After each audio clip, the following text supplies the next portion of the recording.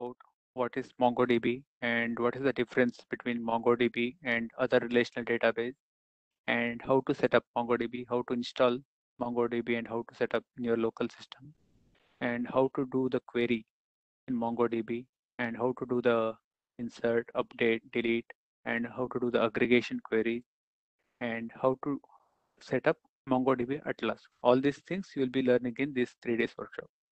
So I welcome you all again, and let me start. So let me share my screen.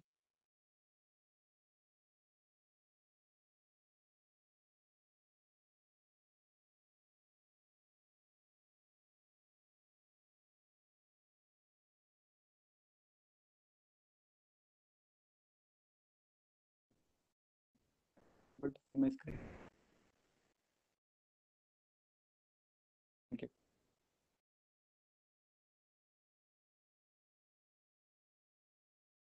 So change my audio connection.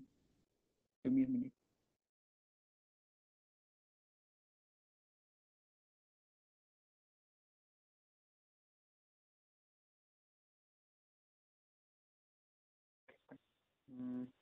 Let's start.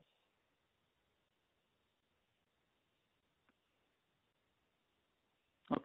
So as I mentioned just now, so I have differentiated all these topics into 3 days, and all these things I'll be getting covered in 3 days. So today we'll be covering introduction to MongoDB and why do you need MongoDB, in which cases you should use MongoDB, and what are the features, like what are the advantages and disadvantages of MongoDB, and what are the main differences between MongoDB and traditional relational SQL databases, and how MongoDB ecosystem is defined. And after that, we will install, and I will show example like how to install it in my system, and you can follow it up. Okay, let's start. Okay,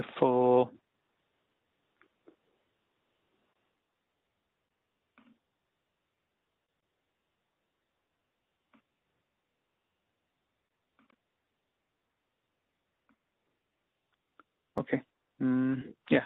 So if I have to give some introduction about MongoDB, so MongoDB is created in 2007.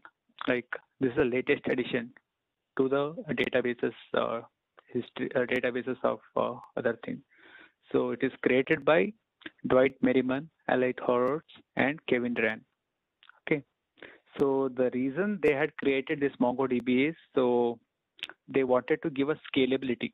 That means they wanted to have a database which can scale across, like which can hold millions of data together, and which can have the capacity of fetching the data in within a few seconds from that million number of rows. So MongoDB provides all these different kind of advantages over these other databases, so that's why most of the developers use MongoDB nowadays. So this is the reason they had come up with to create the MongoDB database, and that's how MongoDB came to existence. So first, it was proposed by Tengen Software in 2007. They had given initially they had proposed as a platform as a service. So that time it was not a application kind of thing. It was just a platform as a service thing. So then they switched to open source development. At first, it was not getting developed by Active. So it was just a single version of the MongoDB they had introduced. Then in 2019, they started actively developing few features for MongoDB, and they made it open source. That means anyone can contribute to MongoDB features. So that's how it started becoming developed rapidly from the commercial support as well as from public support. So then after that, MongoDB became publicly traded business in October 2017. So this is just a simple introduction with respect to MongoDB. Now let's start. What is MongoDB? So MongoDB, as name suggests, is a NoSQL database. That means it's a document-oriented database. So that I'll explain in next slide. What is documented-oriented database? So the main purpose of the MongoDB is storing the high volume of data. So no matter what, so it is not with respect to security or it's not with respect to any other things. The main purpose of the MongoDB is to have high volume of data storage. That means in relational databases, sometimes what happens is as the number of data starts getting increases, your query time starts getting your query time also starts getting increases. That means as the number of data increases in certain table, so in that cases, whenever you want to fetch some element, it has to go through all the rows of the data, so that the time taken to fetch that single element or single row will take more time as the number of data increases. To avoid this, MongoDB came as a solution in NoSQL. So how it resolves that issue, I will explain later slide. First, we will see that. So MongoDB is a query language and it stores the JSON. It stores the data in JSON format. Okay, it's unlike other databases. It stores the data in JSON format. That means it's a simple key value pair of data. There's nothing else. Okay, so that we call as collections and documents in MongoDB terminology. But ultimately, it's the same. It's a key value pair of data. So documents consist of key value pairs, which are the basic unit of data in MongoDB. And collection means, so whatever we call table in relational databases, that we call as collections in MongoDB. The terminologies might seem different, but ultimately all are same.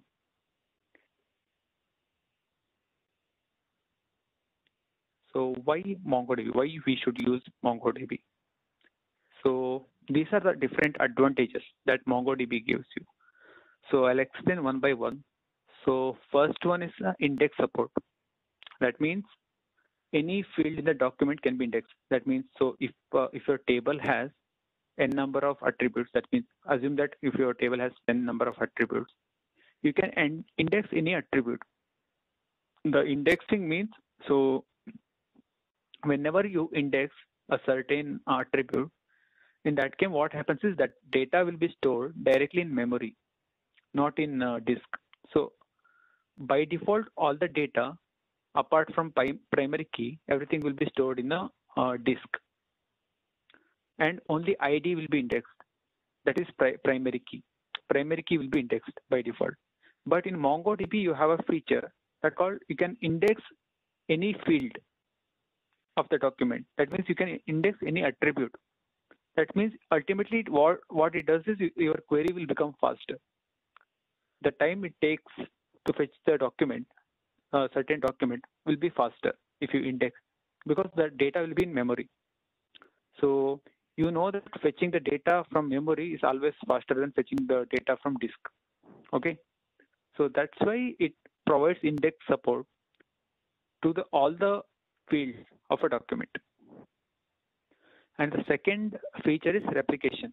So in Mongo, we have a master slave kind of feature, like there will be one node which acts as a master. From there will be a multiple references to slave nodes.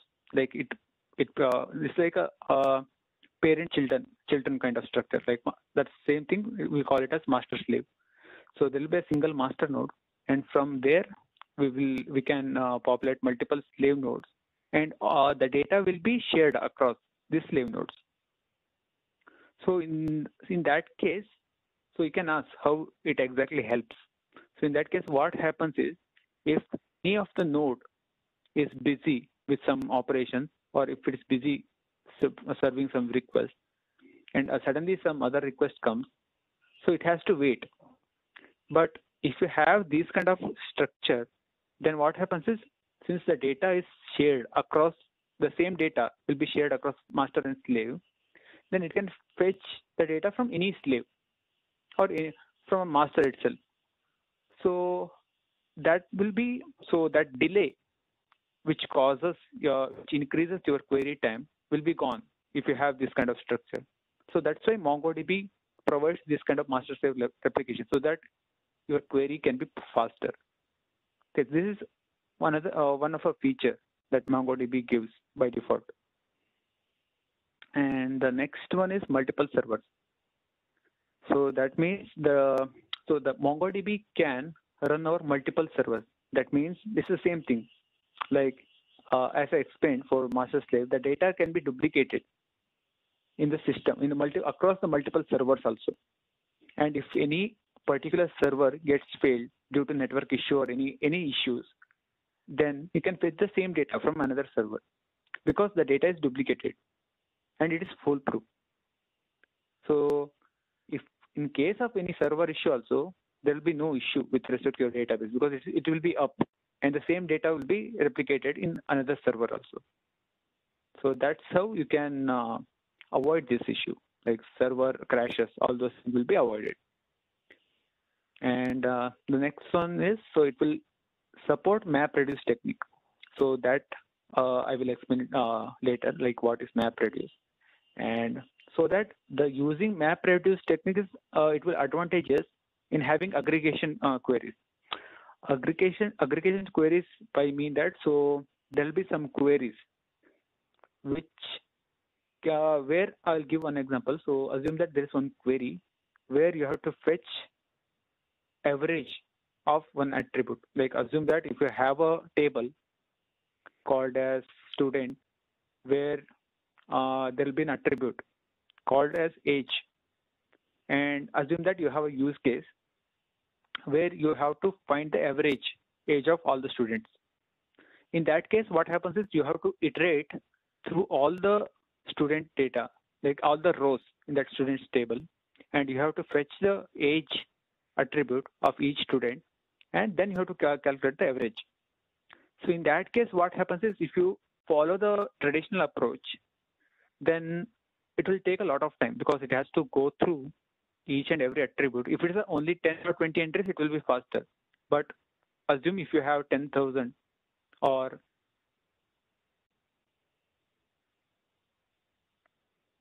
any lakhs of entries, in that case, the query will become pretty slow. So in that case, using MapReduce will help us avoiding this issue. Okay. Then I hope there is no any questions. You can always mention it in chat or you can ask directly. Okay, I'll go to the next one. Yeah, so failure handling. So as I mentioned just now, so in case of any failures, MongoDB is capable of handling those failures. Just now I mentioned that there is a server crashes, all those things. That's a type of failure. So in that case, MongoDB can easily overcome that because the data will be duplicated across the multiple servers. And there are multiple other failures also there, and MongoDB is good enough to handle those. And the next one is GridFS. So GridFS is a kind of stack, like where we can store multiple files. So normally what happens is in most of the databases, all the data will be stored in a single file or a single disk file like that. So, but in MongoDB, what happens is by using this GridFS feature, we can split the file, the data part of the file, into smaller parts and store it as a separate document. That means separate file. So in that case, what happens is, so aggregating, like in this same case as I explained before. So these aggregation queries, and if you have to iterate all those all the data of a particular table, so in that case it will be a bit faster because you know in which file you have to query, because everything will be separated, and you know how to do with which file you have to access for a certain amount of data. So in that case, there will be no need of accessing other files because MongoDB by default it knows how it does this partition of the data. That's why the query will be faster at the end. And The last one is document oriented storage. So it uses BSON format, but that is similar to JSON. What I have mentioned, there'll be some slight modification, but it's almost it's similar to JSON format only. So that's why. So there'll be no need of having the joins as what we do in the traditional SQL, because since it's just a key value pair, you can easily iterate through this and you can easily fetch the data. Okay, now we will go through what are the main differences between MongoDB and traditional SQL. So traditional SQLs will be supporting into relational database, and MongoDB supports non-relational. So I'll explain what is relational and non-relational. So relational means you'll be having some definite structure for each data. Like suppose if you take any MySQL or PostgreSQL, there before inserting any data, you will be having some table kind of structure, and you will also define what that table consists.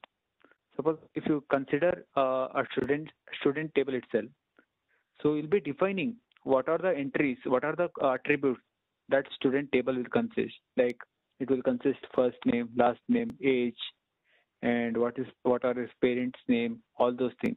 So you'll be having some certain attributes. That means you are already defining the schema. You are already defining the format of the student table so that it can handle all the related data with respect to each student. But in MongoDB, it's dead opposite. Like you'll be not having any schema at all. You can insert the data however you want. You can insert some student data without any without any first name, last name, without any age. You can insert empty data without having anything. You can do anything literally. There will be no restriction. But in relational database, what happens is, suppose if you have defined a student table and if you had added only 4 attributes like first name, last name, age, and parent data, in that case, what happens if you want to add some other thing, like assuming then what is his teacher name? Suppose if you want to add that information, you can't add it in that table because you have already defined the schema, because it will contain only 4 attributes. That's why you can't add any extra thing inside the table. But in MongoDB, there are no restrictions as such. You can add anything. You can add any metadata with respect to each student. So it will not complain at all. So that's one of our main difference. So that's what we call it as relational and non-relational.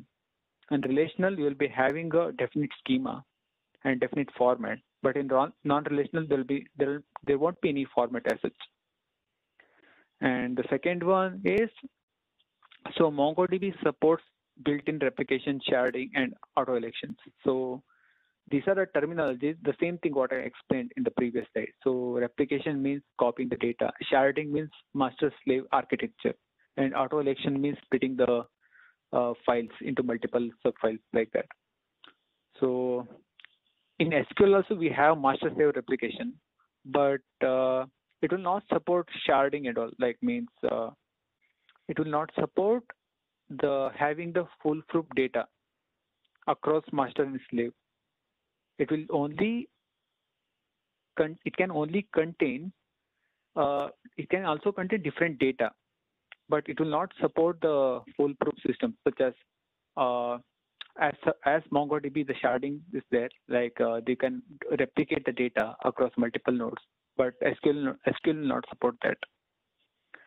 And in MongoDB, we can use JavaScript as a query language, because in Node.js, that's how we can connect MongoDB, and we can query directly in MongoDB using JavaScript. But in SQL, it's not like that. You have to use traditional SQL language. You have to learn traditional SQL language. Otherwise, you should use ORM. ORM is Object Relational Mapper. So that will be there in few frameworks. But most of the times, you should learn each SQL specific query language, and you have to execute the same thing. And the next one is, as I explained, so the MongoDB is mainly on collection base. That means it has key value pair of data. There'll be key, and for each key there'll be some values. But it will not support anything with respect like table, attributes, all those things. It will not be supported in the MongoDB. But in SQL, we have as I explained, we will be having a definite schema by default, like by defined by us. So it will contain a table, and for each table there will be some certain attributes, and there will be some migration. But for MongoDB, there won't be any migrations as such. You can insert data however you want. So if I want to give some examples for this not relational databases, yeah, one is MongoDB, and if you want me to give another example, there's one more DB called as CouchDB. That is also a type of non-relational database.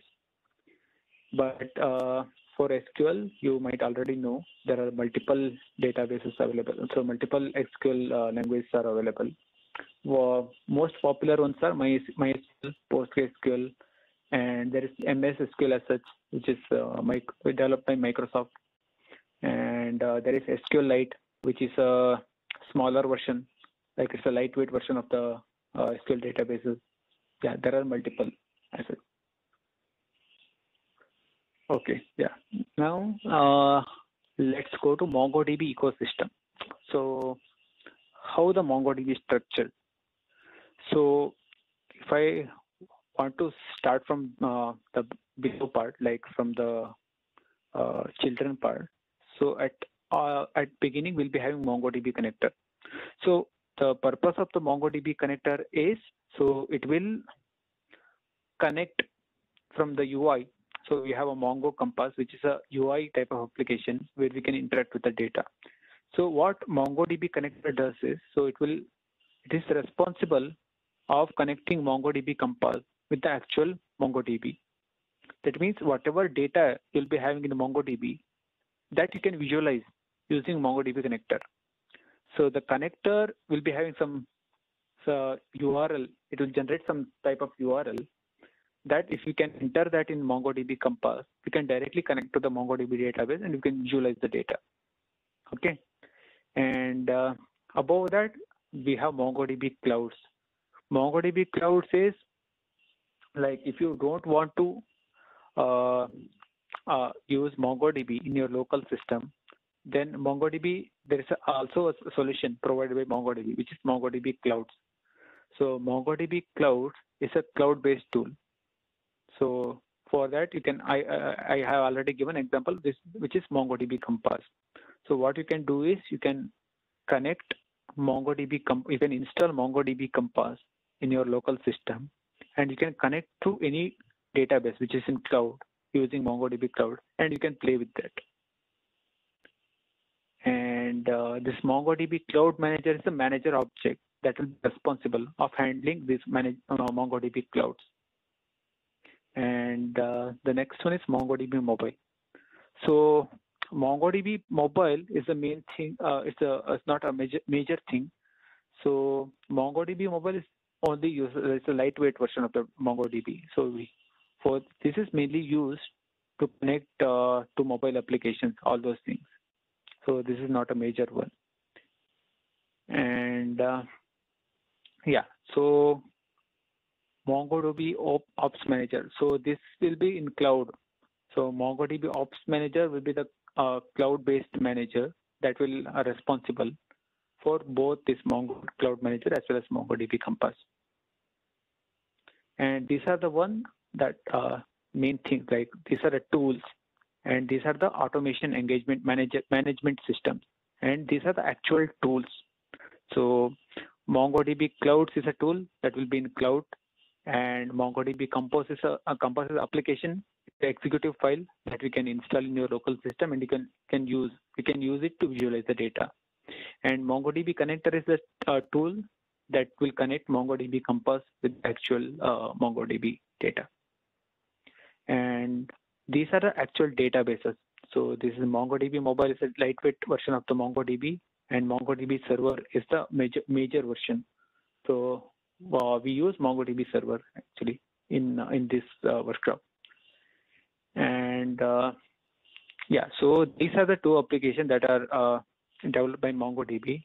So these are mainly with respect to cloud purpose. So if you have time, you can explore this, but I'm not going to cover majority of this in this workshop because it will take a lot of time. Yeah. So the main thing that you can interact with Mongo. You guys are able to hear me properly, am I right? There is no problem. Hello, is there any problem?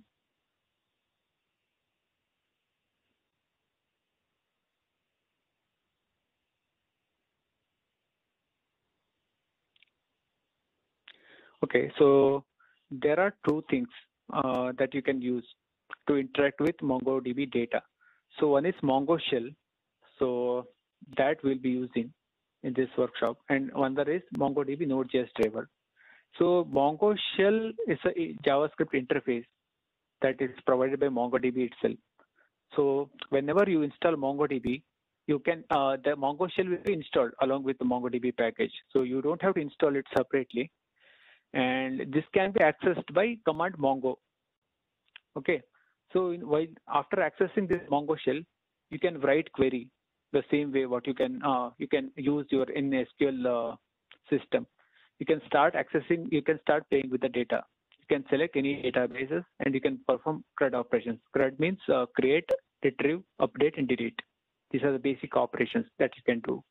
And as well as you can perform aggregation queries also. As I mentioned, average, sum, all these will be aggregation queries. And MongoDB on Node.js driver, it's mainly helpful. Like if you are using the Node.js as a backend, and if you want to connect to the MongoDB using Node through Node.js, in that case, you can use this MongoDB Node.js driver. So that is really helpful in that case, and it will give some callback based and promise based interaction. So that you will get to know when you interact with Node.js from MongoDB. But that is not really important here. So what you can focus is a Mongo shell. Okay. Yeah. Now let's see how to install MongoDB. So here I have added few screenshots. So this is mainly with respect to the Windows I have added, but depending upon your operating system, it will change. So that will show here. I have added all the screenshots with respect to the Windows installation. So later I will show how to install it in Linux also. Okay, so what you can do is you can go to the MongoDB website, the main website where MongoDB provides all these things. Then there you can select software, and after that you have to choose community server.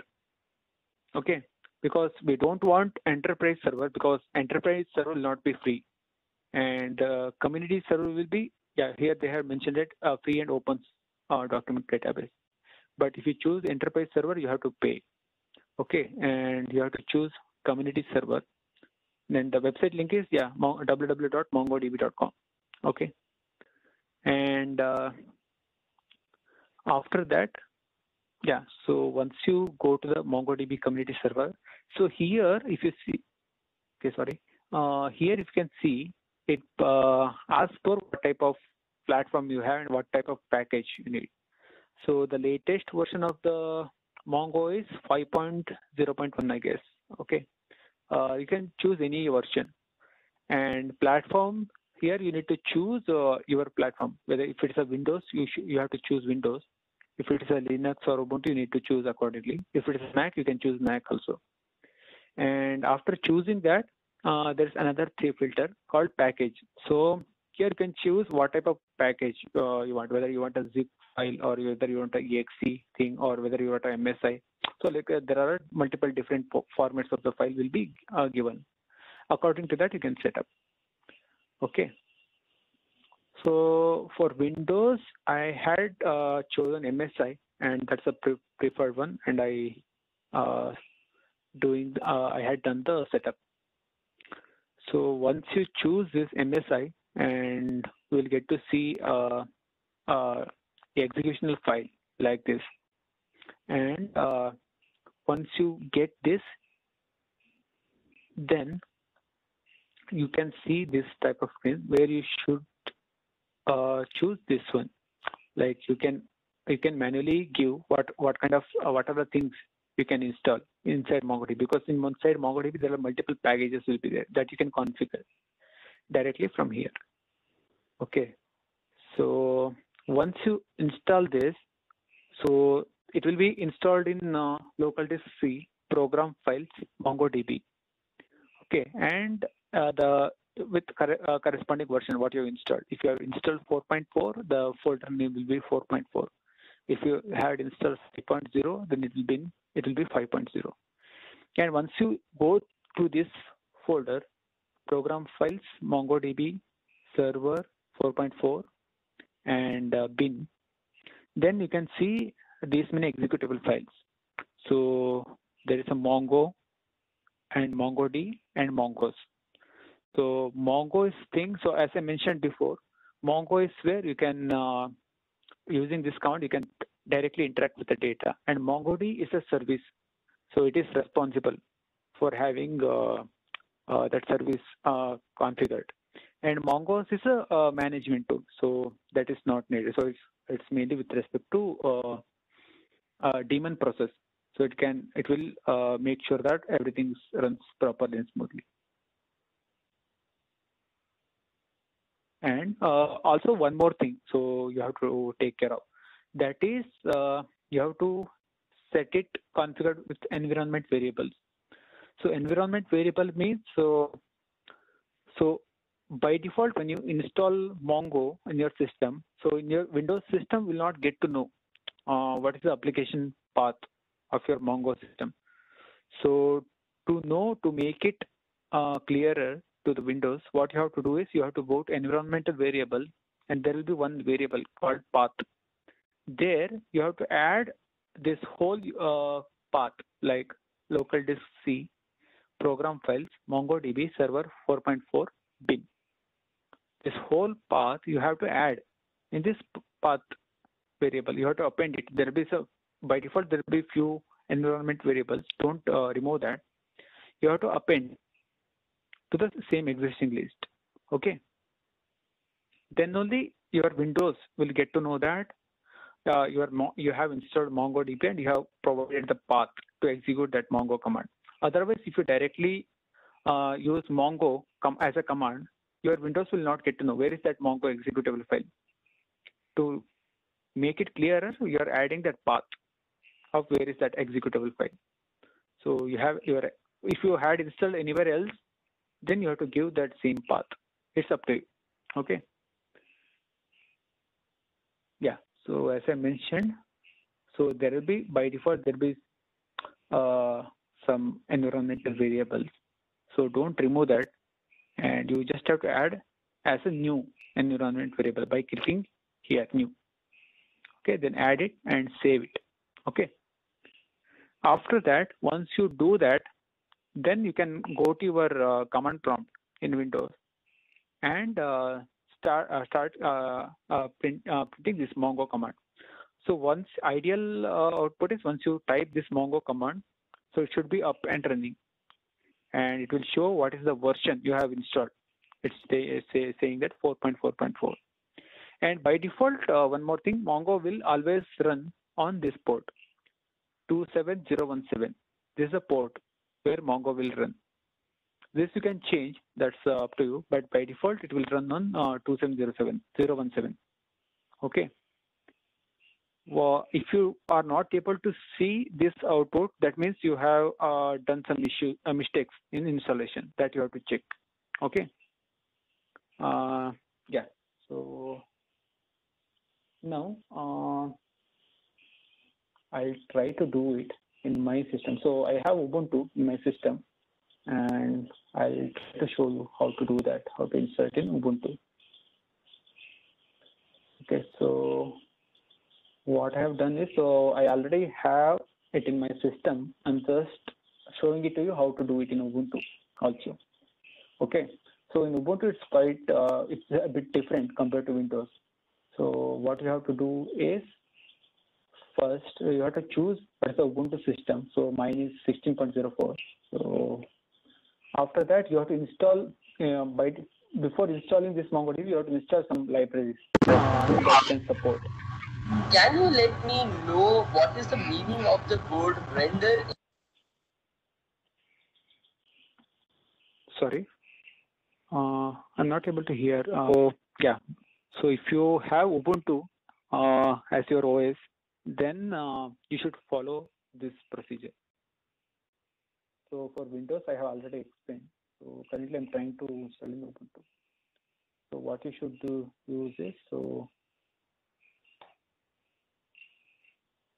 you should install these libraries. So this I had done already. So that's why it's saying it's already newest version. Okay.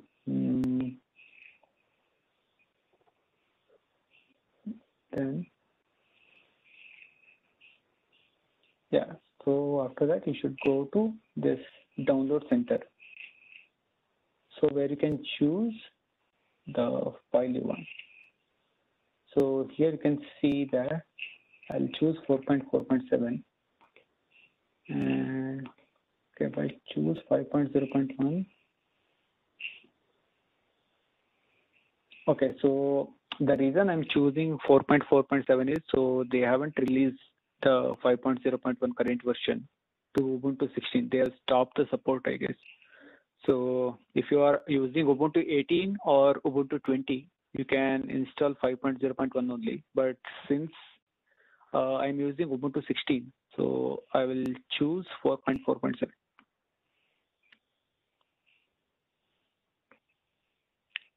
Okay, choose Ubuntu 16. And here you can see that there are multiple packages available. One is you can install it as a TEB file, or you can install as a TGZ, which is equivalent to that zip kind of thing. So I will choose TGZ. Okay, and I'll do download.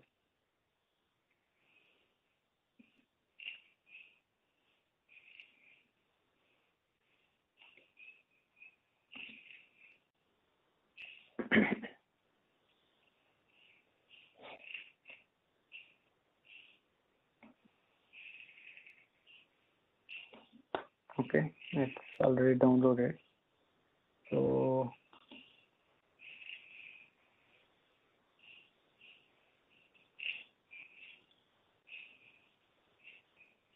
once that is done, so what you should do is I need to extract the data from this.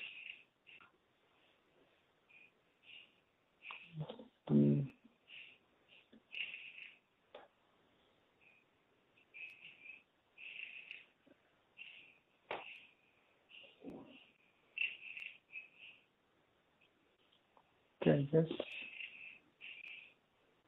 this is not the file.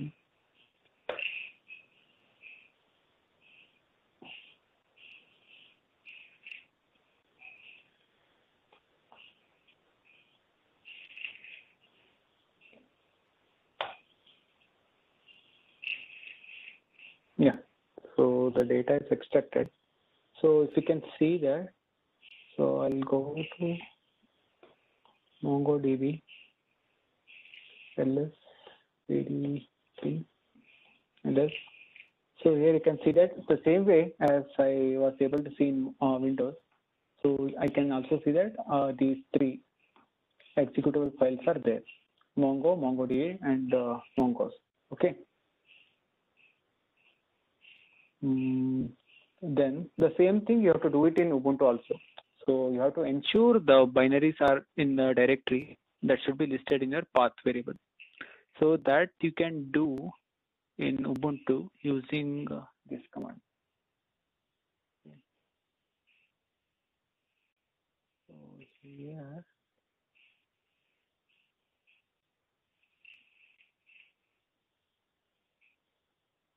I should copy the path first.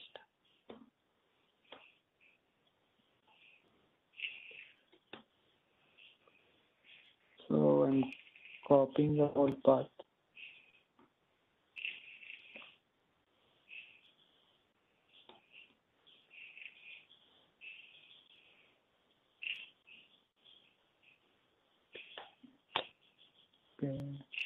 Let me copy it.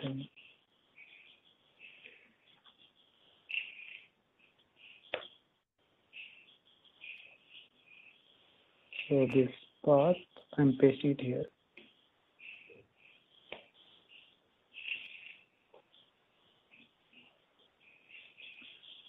Okay. Okay, fine. Now we have included in, the variables in path. Now what you should do in Ubuntu is you need to create this directory. It will not be there by default.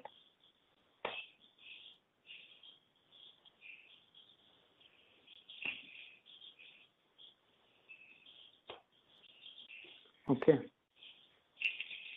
And you have to give proper permissions to these folders. So what I'm doing is so who am I will give me who is the current user. So that user will be owned whatever inside this folder.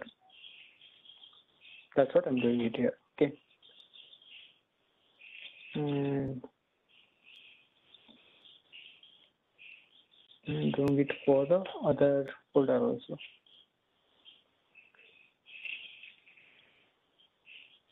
Next, to run the MongoDB, you need to run this command.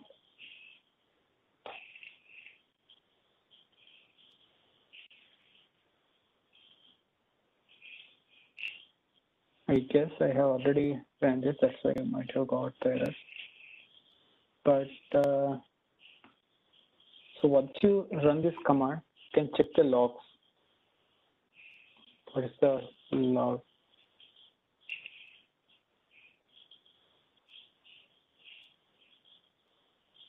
I guess I might have run it again. That's why it's saying it's still setting on the existing server. But ideally, you should see this line, like waiting for connection on port 27017.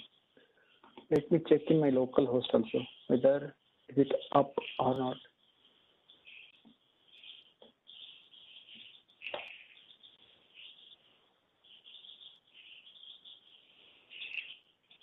Yeah, I guess it's up. So it looks like you are trying to access MongoDB or HTTP native driver port.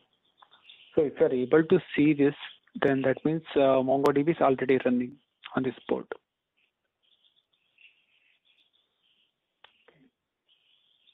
So now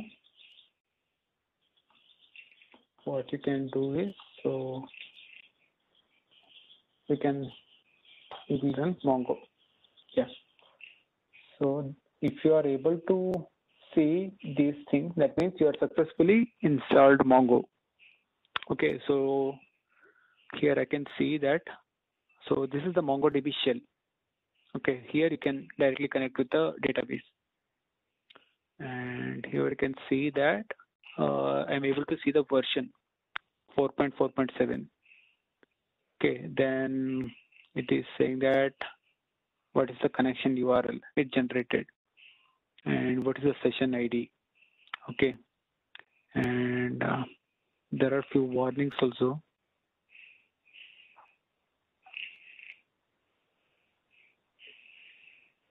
Access control is not available for this database. Okay, this you can ignore anyway. Because if you enable access control, you can customize like who else.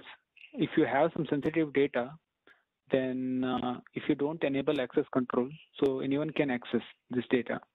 So by default, there will be no access control enabled in the MongoDB database. So if you want to have any access control, you have to choose, you have to do it by your own. So that's what it's saying right now. So there is no access control enabled.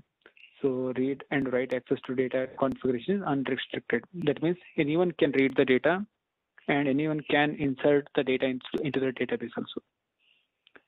Okay. Next thing is, so this is the localhost server. So this is not a remote server or anything. This is just a localhost server. So no one else can access from the internet. So this only you can access through your local system. So the remote system cannot be able to connect to the server. So if you want multiple people working the same database, if you want to give access to people who are in remote, then you have to use MongoDB Atlas, where you can spawn a database inside the cloud and you can give access to multiple people. Okay. So this is my Django shell. So here I can use DB. So there are a few commands that are available. So this can take a note. So DB will point it out to the what is the current database it's pointing to. Okay. So if I have to see how many databases are there. Right.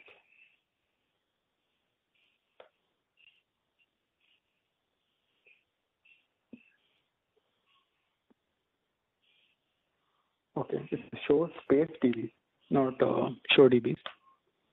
Okay, so if I give show space DBs, it will show all the databases that are listed in my current local system. So if you can see that there are 4 databases. So these are I had created by before only. So that's why it's showing show DBs. Then currently you are in test DB. So assume that if you want to switch it to some other DB, then you can use space the name of the database. Yeah. So here you can see that output is switched to DB admin. Now if you print DB, yeah, it will show admin because you have switched the database itself. So there will be multiple databases in MongoDB, and you can connect it to any database by using this command: use space database name. Now again, if I go show DB, okay, use this DB. Okay, fine. Okay, now, yeah, let me show you how it looks like in MongoDB Compass. So which is a visualization tool that we can use to interact with data. Okay. Now I can choose. Yeah. So to install MongoDB Compass, what you have to do is you can just type MongoDB Compass.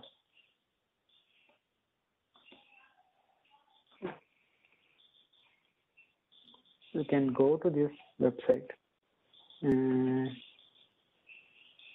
here also same thing, like you can choose your OS. Here I'm choosing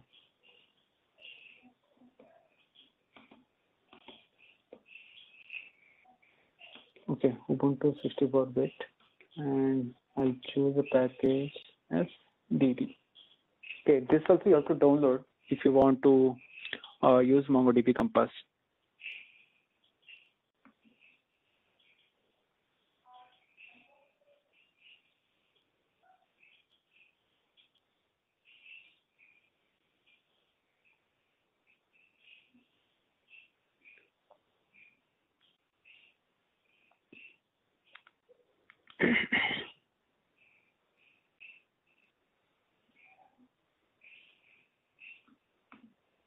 Okay, just download.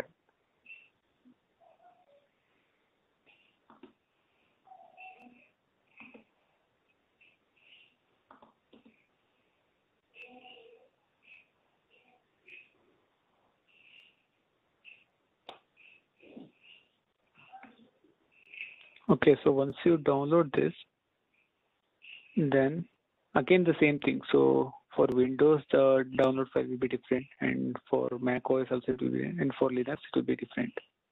So since I have used choose DB file, Then yeah, these are the commands I need to execute. So I'll do one by one. So exit will exit from this shell.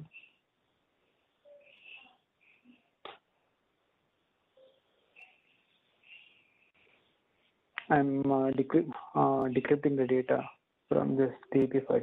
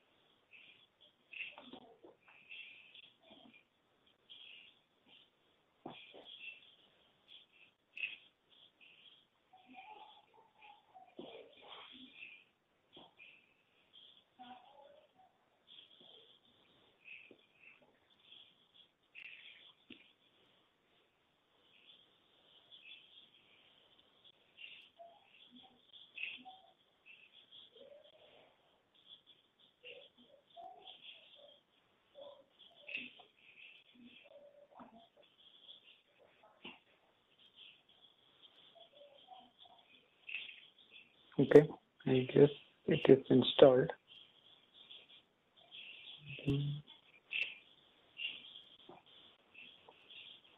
Okay, so once it is installed, then you have to use this command to start MongoDB Compass.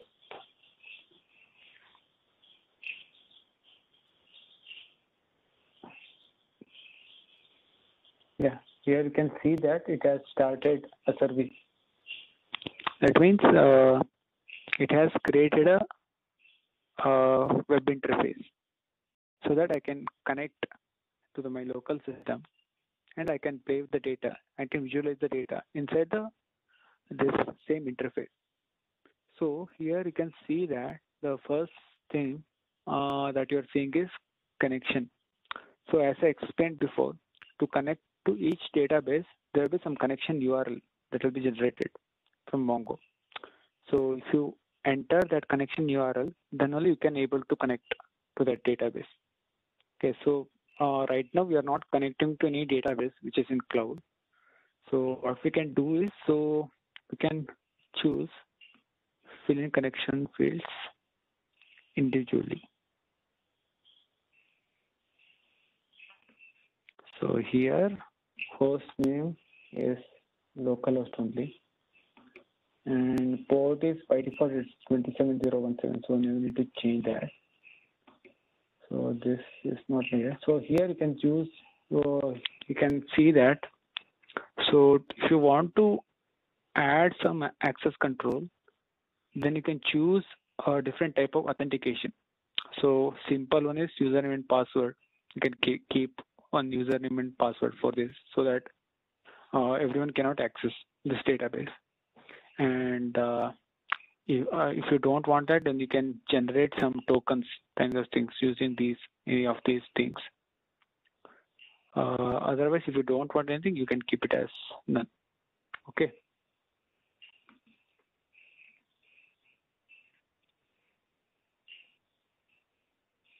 Okay. So once this is done, so you can see that we are also, let me open both together.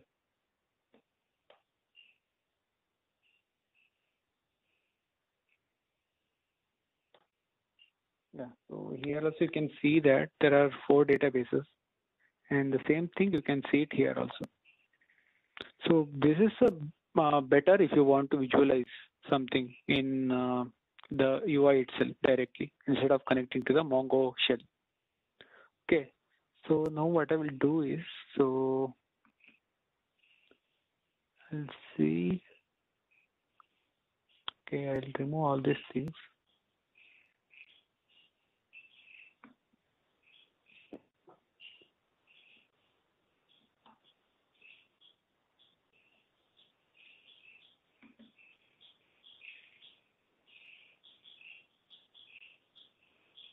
Okay, So what I will do is, first thing what I will do is I will create a new database.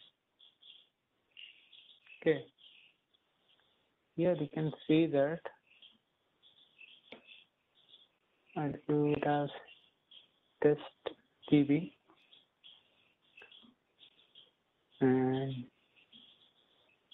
I'll do it test collection. And so right now, no need of checking out these things. So this I will explain later. Just create database. So your database name will be testdb, and the collection means, so it's a table name. So collections are equivalent to table.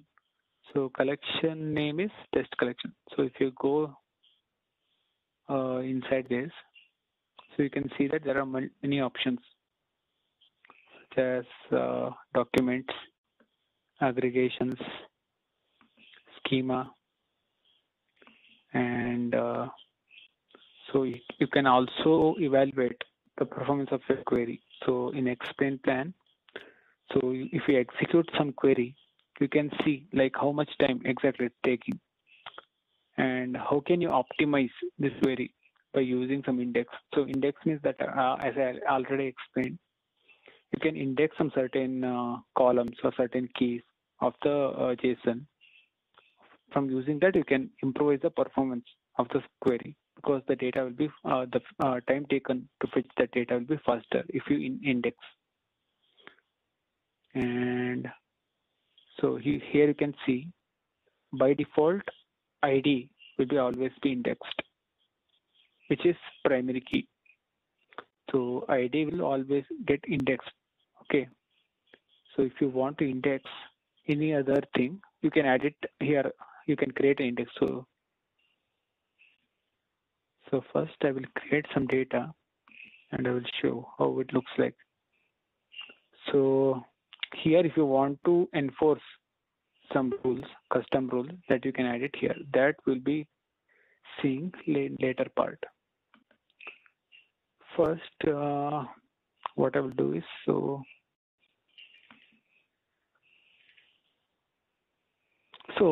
there is one more feature in this MongoDB Compass. So that means, assume if you have a data in JSON or CSV format, that you can export directly to MongoDB Compass instead of creating it here from beginning. So what I will do is I will create a JSON data, and let me see if I can import that in MongoDB Compass. Okay.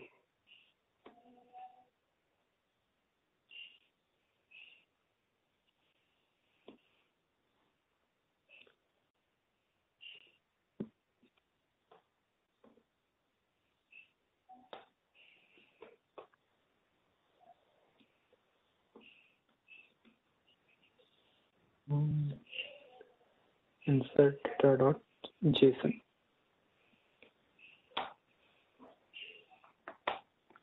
So both JSON as well as CSV, both are supported. I'll create both JSON and CSV, and I'll show you what it looks like. Okay.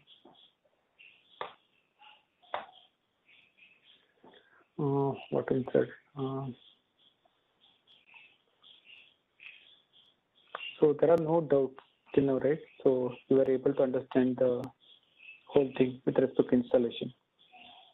If there are any doubts, you can ask. Otherwise, I'll continue to the adding data and query, how to do the query, all these things.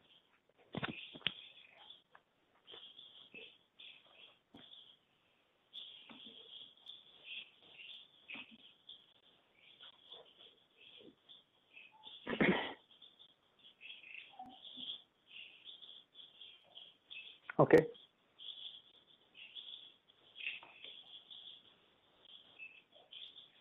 Okay. Let me create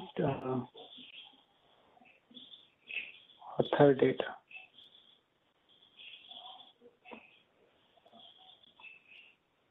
I'll insert some author data to the Mongo database. having this many attributes.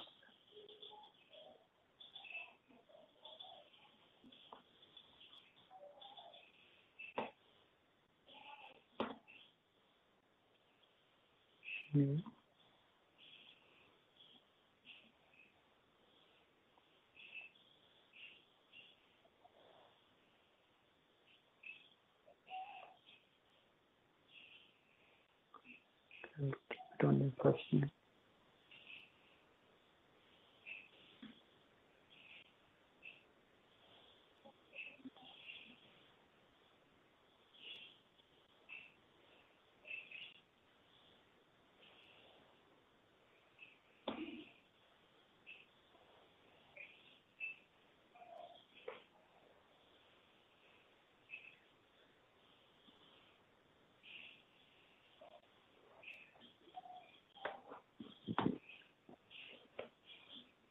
You also have one more parameter, one more attribute age.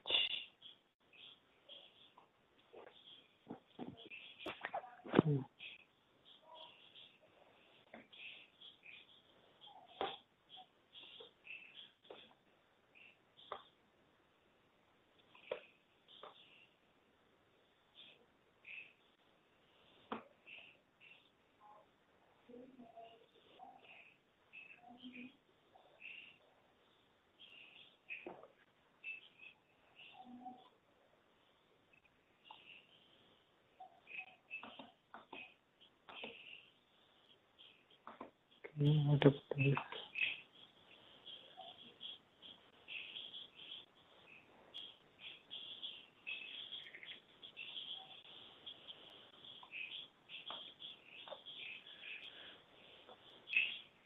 Let me create it.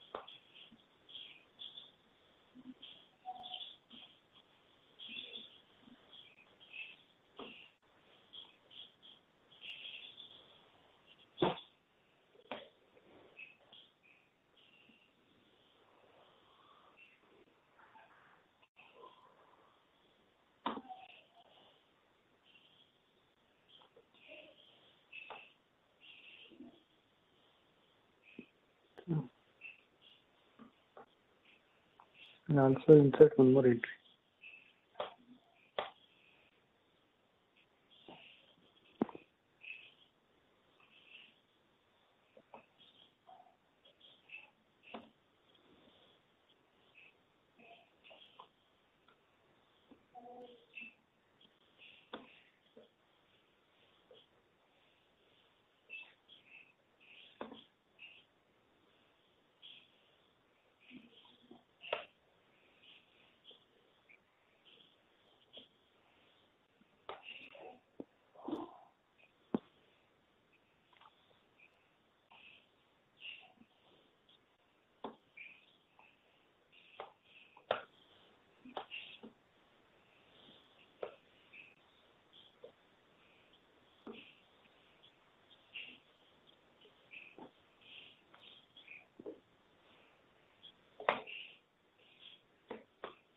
Okay. Let me see now once again. Okay.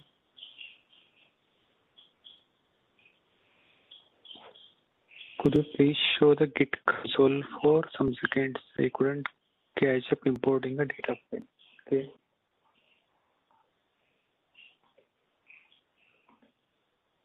So you wanted to see this or you wanted to see my terminal?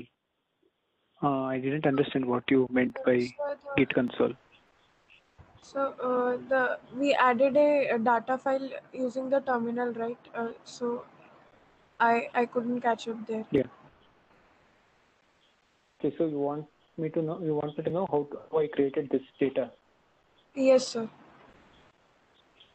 Okay, so yeah, can you see now? Yes, sir. Okay.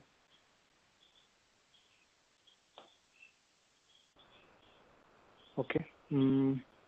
This I'll try importing in Mongo Compass.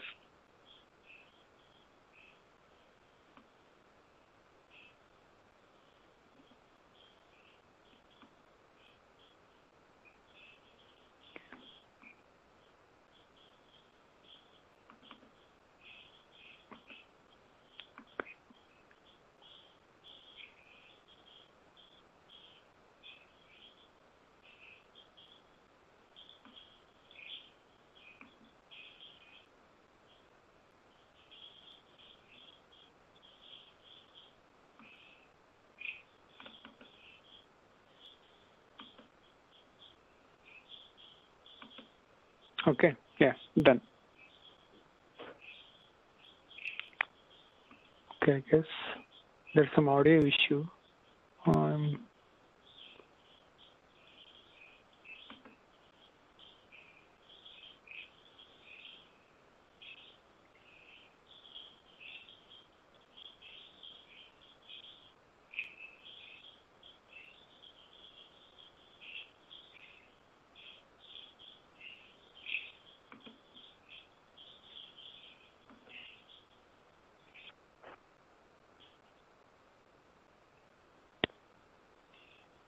So any of you hearing some noise?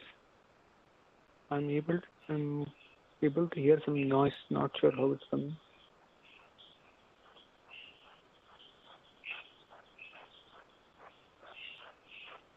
Not sure whether it's happening only for me or for any other people also.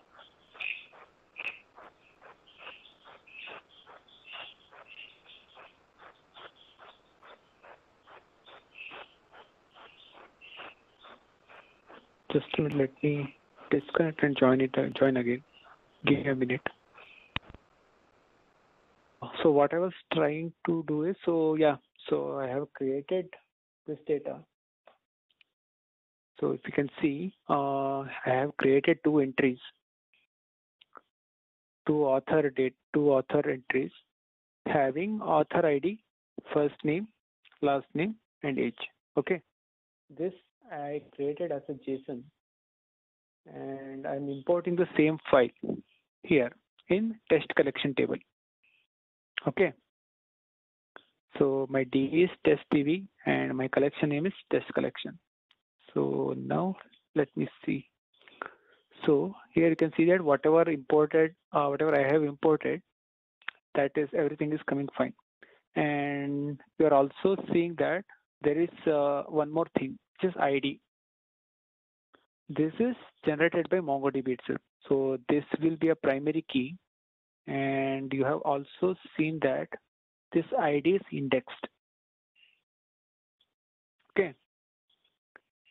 So, and here also for this object also, it has created the same thing. It has created all the entries and it has created an ID, which will be a primary key.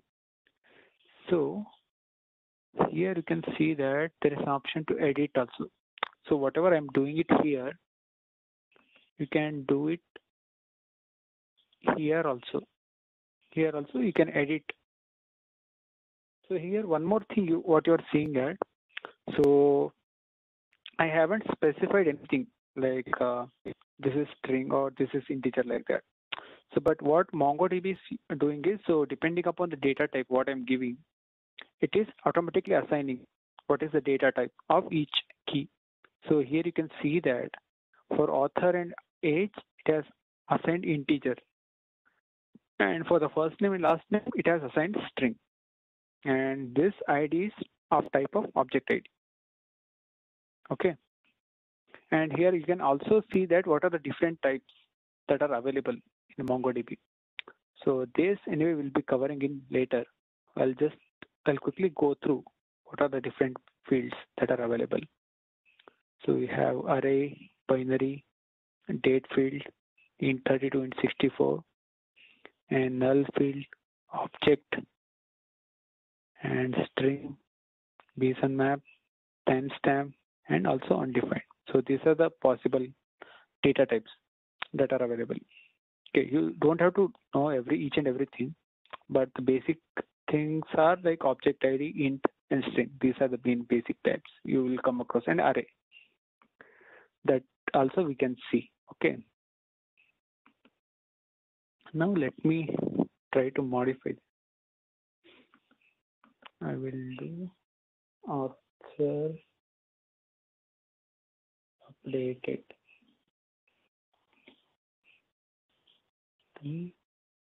Updated, and I will do update.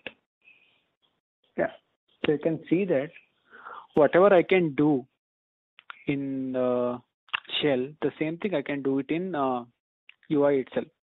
But UI will be quick, interactive. Like it will be very interactive. Like what if you don't know the Mongo SQL query also, you can directly do it in UI also, and also you can delete this thing. So if you click on delete, this will get deleted. So now what you can do is the same way. If you can import the data, the same you can download this, export the collection also. Okay, the exporting means you can store it in your local storage as a JSON or CSV. That also you can do it. So in this also I can choose what are the fields I need. Suppose if I comment uncheck these two and do JSON,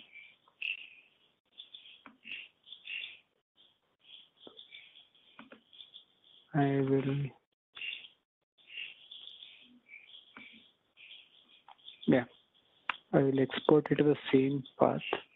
Yeah, it's saying export is completed.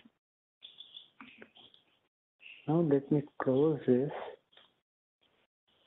and we'll open this. So here you can see that one new file is added, just test collection. Okay, let me open that. So here one thing you can see that, so that whatever I have unchecked, so I had unchecked last name, so that's why it's not coming here. Whatever other information, the remaining things that are getting displayed here. But you can also see that there is one more thing that is coming here, so which is of ID. So since ID is a primary key, so this is also getting added by Mongo. So this is not added from my side, but Mongo is doing that job. Okay, and here you can also see that whatever information I had updated through UI, that is also reflecting here. So I had changed the first name into from author to author updated. That is also reflecting it here. Okay, and this is fine. And let me do the other way also, like adding data through CSV. So I'll try out that also and see how it looks like.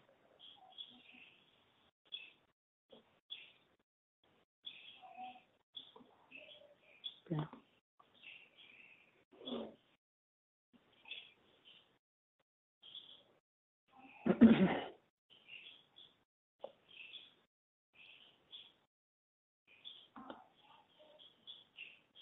So this you understood, right? So there are no doubts.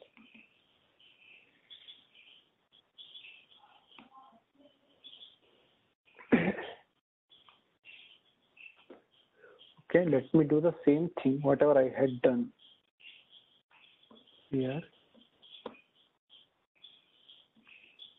I'll do the same thing in CSV also, but the format will be little different. So here, what was this? Author ID, first name, last name, age. author ID, first name,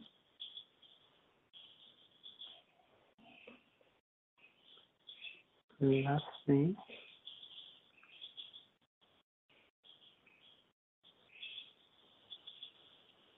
and age. So I'll copy the same thing.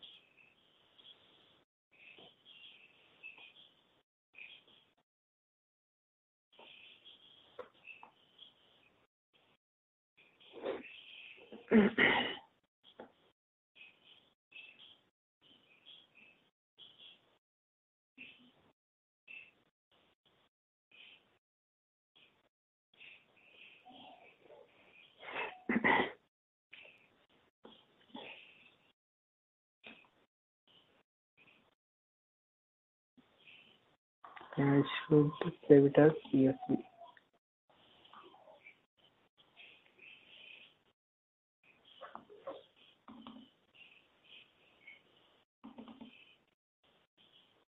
Yeah.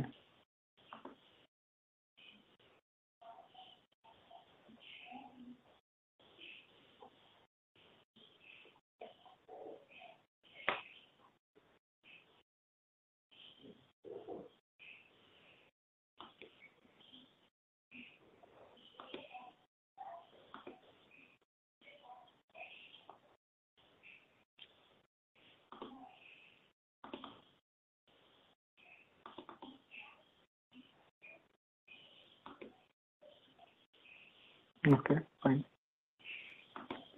Let me try.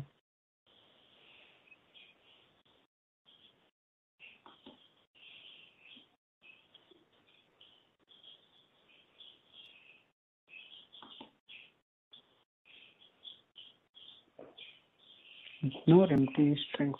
Okay. So this is the empty strings. What it does is, so assume that if you had any column where you haven't inserted any data, suppose assume that if you do it, if you delete this entry, then it will not insert the key at all in the MongoDB. That I will show you also the example.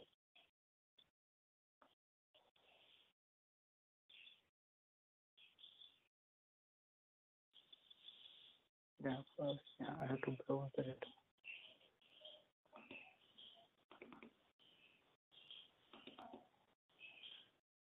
Yeah. So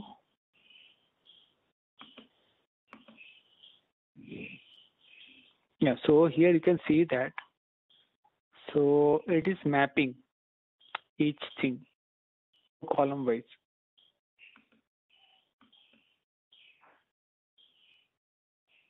Okay, if I choose tab, then what happens is, so it will add all the things in a single key. So you don't want that. So you should choose comma. Then it will, so because when the data is exported through CSV, it will be stored as like this, comma separated values like this. So if you want to split it out, then the delimiter should be comma always, because you can see that whenever data is exported, it always stores the data like this. So it will not store the once the CSV is parsed, the whole whatever information in a single row will be stored like this. So if you don't want to insert like this as it is, then you have to add comma as a delimiter. So in that case, what you can do is, so for each comma, whatever the entries are there, that will be splitted, and each column is mapped with the correct column ID, column name, whatever we had given, and the data type also it will be configured. So here you can see that one thing you can observe that for author ID and string, when we add it as a JSON, so it had configured it as an integer. Because if you can see it here, so we had added value as int, not a string. Okay, so that's why it automatically mapped the data type. Okay, but here if you can see that, so here you cannot, so there is no option to add integer versus string. So in JSON, what I'm trying to explain is, so in JSON, what you can do is, so if you don't want it as an integer, then you can do, if you do like this, then automatically it will be converted to string.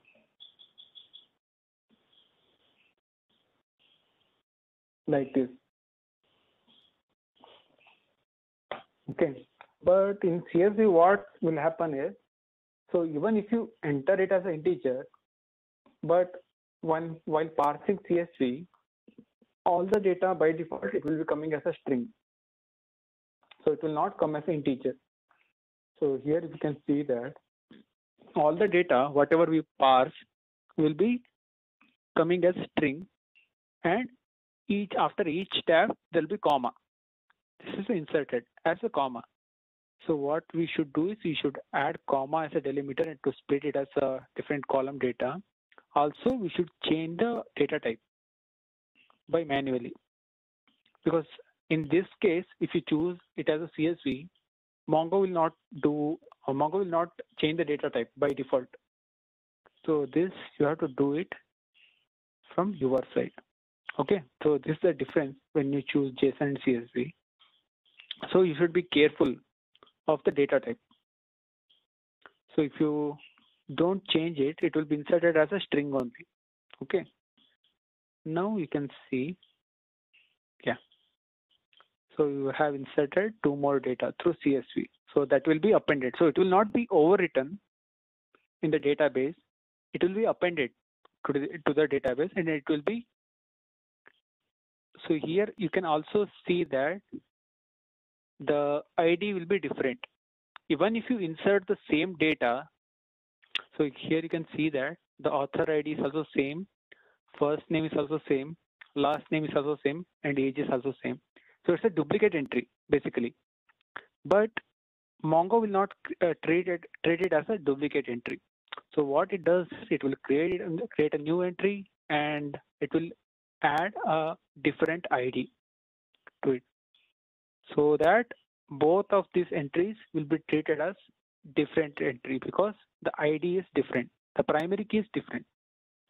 So in the similarly for this also, even if both the entries are same, since the ID is different, so it will be treated as different entry. Okay. And for this also, let's try exporting the data in CSV. Okay. Select the fields.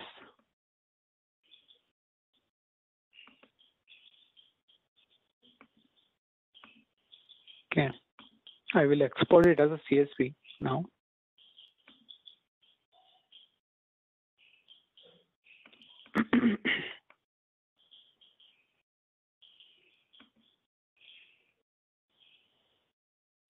Okay, we'll change.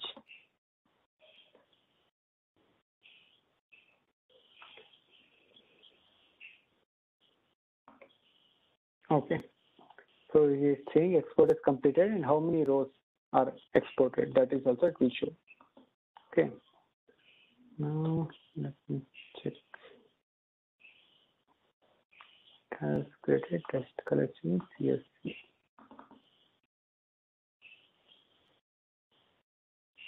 Okay, I should have added .csv at the end. It's treating it as a text file. Let me add it in.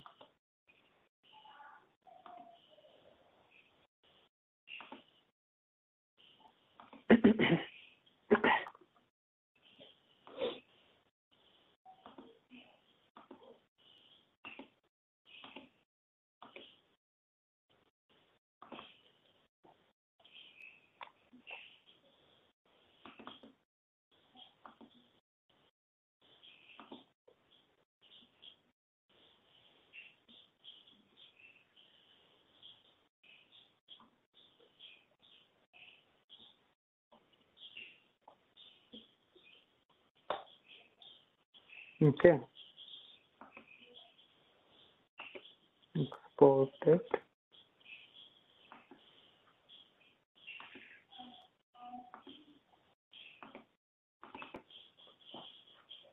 Now let me see. Okay, now you are able to see 4 entries. And let me also show you how it looks like if you add ID also with this.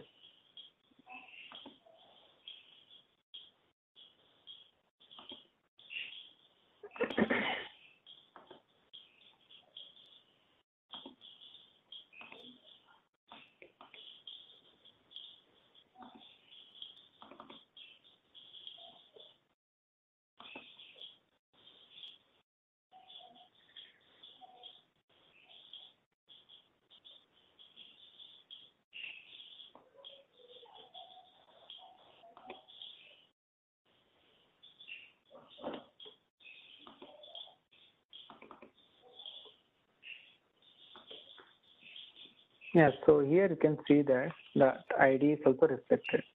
So this we haven't created from our side, but Mongo has created from by default from its Mongo side, and it will be exported. It will be also exported when you export it to CSV. Okay. Okay, fine. Now let's go to indexes. So right now you already know that Mongo has added an index.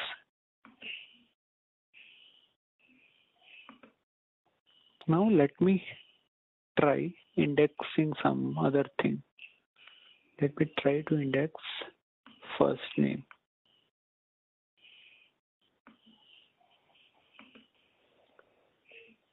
First name index.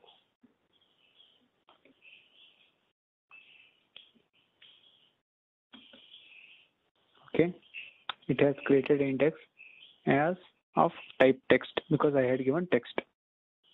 Okay, now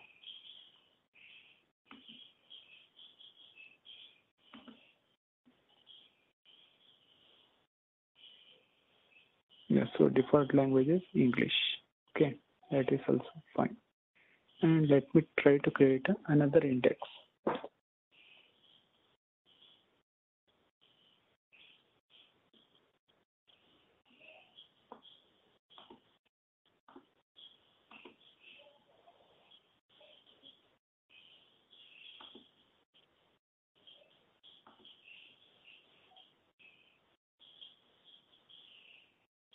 Okay, not needed.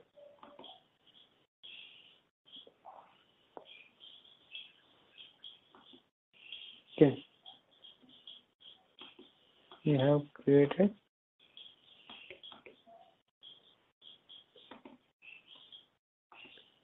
two indexes.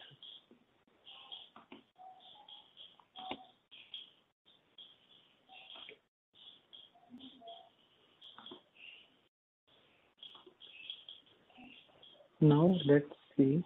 So creation is done. Updation is also done. Let me do deletion. Okay. So one thing is you can directly delete through the UI, and also you can create a Mongo query. Okay, that also I will show how it is getting done. So creation, deletion, and updation. So that is done. Now let's do find. So find is basically to fetch a single entry. Okay, assume that you have a use case where you should fetch only this row. That means author ID 1, 2, 3. In that case, how we can make it query through UI? That I will show you. So you should choose filter here and add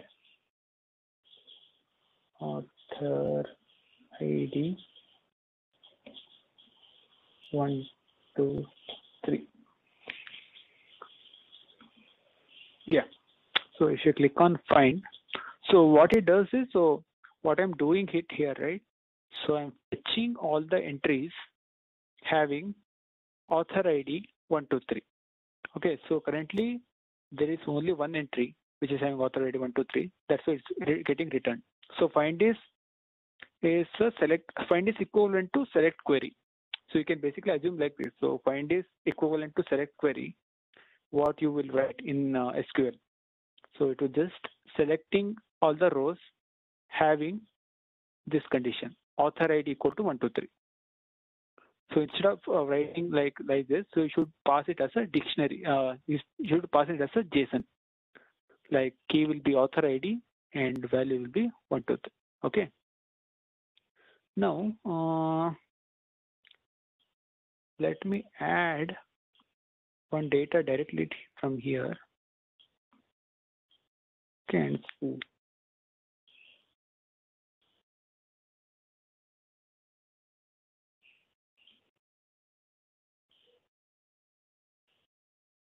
We'll add the same author ID again and see what happens to that query.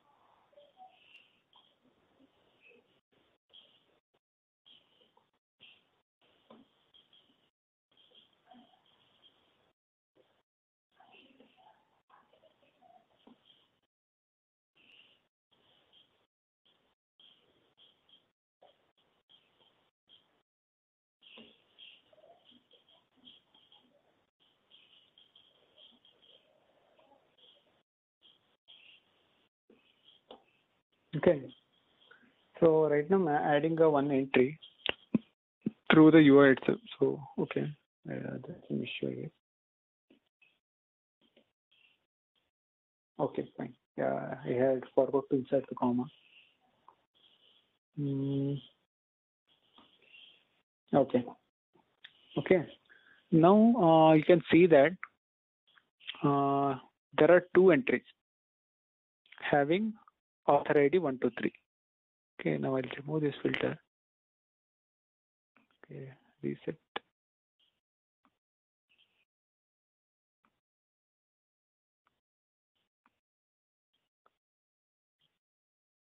Okay. Okay, now I have all the entries. Okay, so now let me do the same query again. Okay, now see what happens.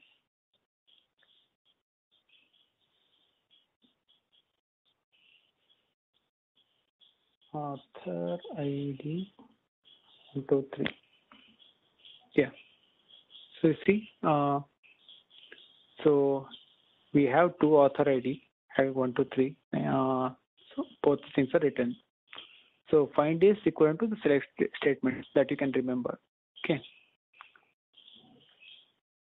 And this, as you can, yeah, so this is just a view format. You can see it like this is a document format. And if you can see this as a JSON format also. Okay. And so here you can see that it shows it as underscore ID, but the actual thing is, so it's not like a, so what I'm trying to say is it's not like a just key value pair. So here it may seem that it's just the ID is key and value is this one, but here you can see that the type is object ID. It's not a string or it's not a integer. So that's why when you convert it to JSON, you can see that it's not a string directly. So what is ID is having pointing to another dictionary, which is a nested one. So this is the main dictionary, what we have. And these are all the keys of this dictionary, underscore ID, what you are seeing it here. And that ID is pointing to a nested dictionary again, which is having this key, $OID, and the actual ID. So this, if you give like this, then that means it is a type of object. That's what you are trying to specify here by using this key, $OID. Okay. So this is static. Like this is how it should be notified if you're trying to use any object ID type of data, which is having primary key. So anyway, you don't have to worry this because JavaScript, so MongoDB will be appending this ID by default. So you don't have to do anything with respect to this. But I'm just informing that this is how the actual notation is. Okay. And if you want to see it as a table, here also you can see that ID is having type of object ID. And this is, you can see it as a CSV also. Okay, this is just a visualization technique. And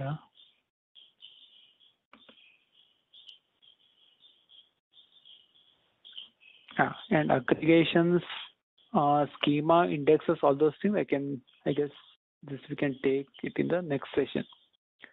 Maybe what we can do is we can stop here only for today's.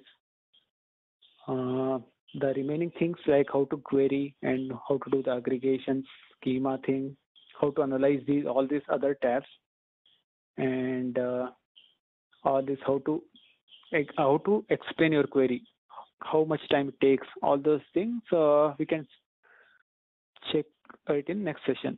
Okay. I guess today I think this is enough. So if you have any doubt, you can ask. I'll give. Okay, I have a chat. Okay. Okay.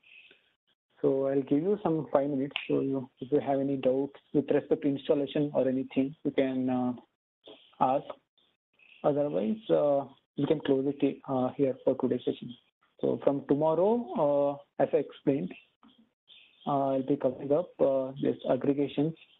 That means how to do the average, sum, all those type of queries, and how to analyze the schema of each table, and how to see the query timing, and how to improve your query by adding indexes. So whatever indexes I had added, that I will explain how it will be helpful in your query, in reducing your query time. So these things will be taken care tomorrow. Okay. So yeah. So now let's have a Q&A. So if you have anything, you can check. You can ask me.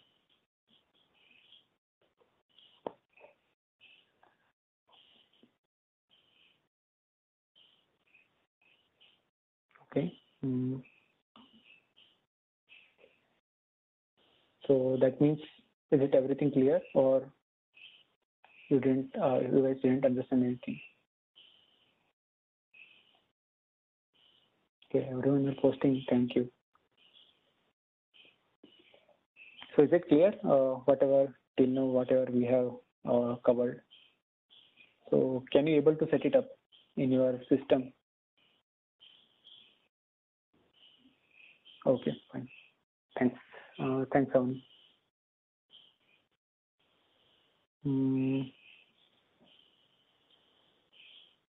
Okay, clear. Okay, thanks.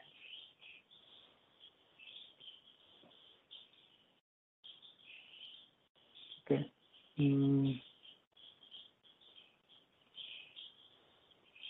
Yeah. So for installation, as I mentioned, so you have to go to your MongoDB official website.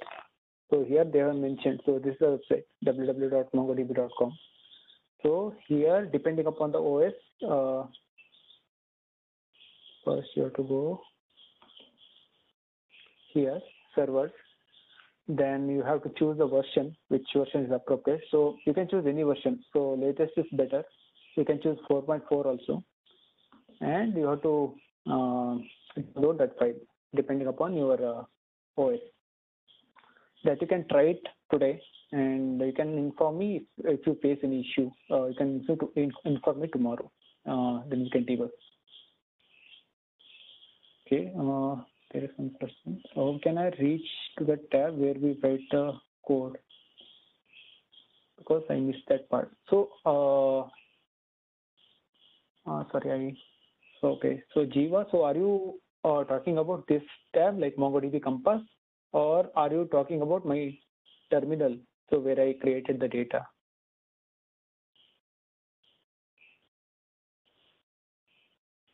because I missed the part in Windows. Okay. In Windows, yeah, what you can do is you just go to your file explorer and can right click, and there is an option create file. So there you can create a new file like the same way I had created, like this JSON file or CSV file, whatever you can. If for CSV, what you can do is you can use Excel, Microsoft Excel, and there you can create the data and export it as a CSV. So what do we have to install in MongoDB? Yeah, so okay, so these are two separate questions. Sorry. MongoDB. Okay, this is the one, right? For this you have to install MongoDB Compass. That also I will show you the link. So this is the one you have to install, MongoDB Compass download. So here also, so you have to choose this version. This is the current latest version, which is stable, and you have to choose the OS, which one you want. So if it's a Ubuntu, choose Ubuntu. Otherwise, choose Windows. Or if you have a Mac, or choose this one. Okay. Then select the package, any package thing, and download it. That's it. So once you retrieve that package, once you extract that package, you will be able to see one exe file. So once you run that, it will directly take you to this MongoDB Compass UID. So anyway, this I haven't tried in Windows yet. So I have tried because I have only Ubuntu in my system. So I have tried it in Ubuntu. So it will work in Windows also, but I'm not sure like if you face any issues in between or not. Maybe you can try it out today. And if you get issues in Windows, you can inform me tomorrow. We can debug together if you face any issues. Okay. What do we have to install? Yeah, so same thing. First, you have to install Mongo. Then after installing Mongo, you have to install MongoDB Compass.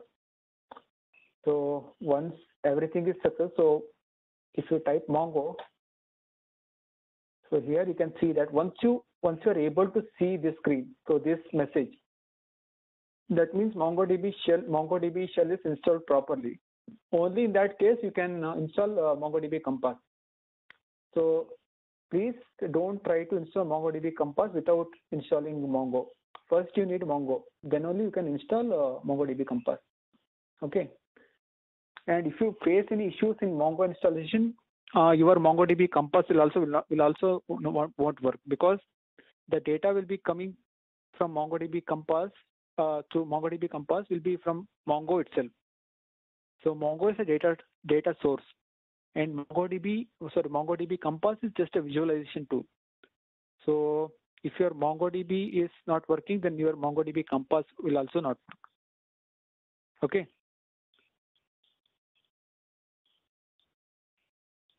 Okay, fine.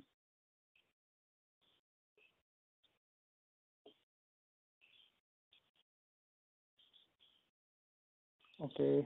Are there any other doubts, questions? Otherwise, we can close the session.